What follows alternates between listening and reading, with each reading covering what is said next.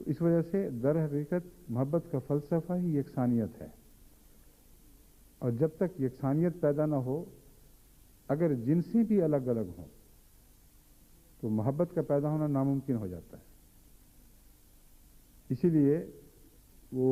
بزرگ جن کا میں ذکر کیا کرتا ہوں، بابا عبدالستار صاحب، بزرگ صاحب کہتے تھے، عبدالستار خان قادیان میں ایک پٹھان مہاجر تھے، جو ان کو حضرت مسیح موعود علیہ السلام سے غیر معمولی عشق تھا، اور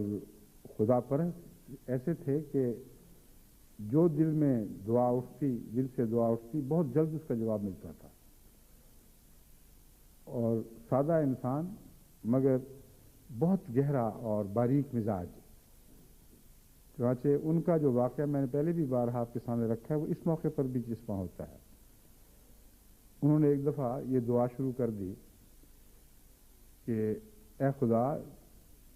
اگر میں نے تو ملکہ وکٹوریہ کو دیکھا نہیں ہے، اس کا نام سنا ہے، نہ اس کے ساتھ میرا کوئی قومی تعلق ہے، نہ جسمانی طور پر کوئی تحریک میرے دل میں اس کے لیے پیدا ہو سکتی ہے، ہاں اس کی نیکی کے تذکرے سنے ہیں کہ اچھی بادشاہ ہے، تو اگر کوئی مجھے کہے کہ ملکہ وکٹوریہ سے عشق شروع کر دو، میں کیسے کر سکتا؟ کہ تو ممکن ہی نہیں، میری طاقت میں ہی نہیں ہے۔ اور پھر عرض کیا کہ اے خدا، پھر جنسوں کا بھی تو اختلاف ہے،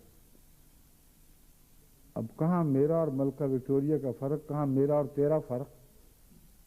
کوئی نسبت ہی نہیں ہے، جہاں قدر مشترک ہی کوئی نہیں، وہاں کیسے میں تجھ سے محبت کروں، مجھے یہ سمجھا دے۔ یہ دعا کرتے ہوئے کشفی حالت طاری ہو گئی،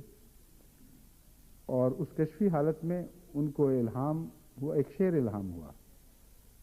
کہ عشق اول در دل معشوق پیدا می شود، تا نسوزد شمع کہ پروانہ شیدا می شود، کہ پروانہ شیدا می شود، کہ عشق تو پہلے معشوق کے دل میں پیدا ہوتا ہے، اگر شمع جلے نہیں تو پروانے کو کیا دیوانگی ہے، کیا پاگل پن ہے کہ وہ شمع پر جا کر، بجھی ہوئی شمع پر جا کر اپنی جان نچھاور کرے۔ پروانہ جلتا تو ہے مگر پہلے شمع جلتی ہے، معشوق پہلے جلتا ہے، عاشق بعد میں جلتا ہے۔ عجیب جواب تھا یہ، اور چونکہ وہ بہت ہی گہرے عارف باللہ تھے، وہ اس مضمون کو سمجھ گئے کہ دراصل خدا سے محبت خدا ہی کی محبت کے نتیجے میں پیدا ہو سکتی ہے، اور ساری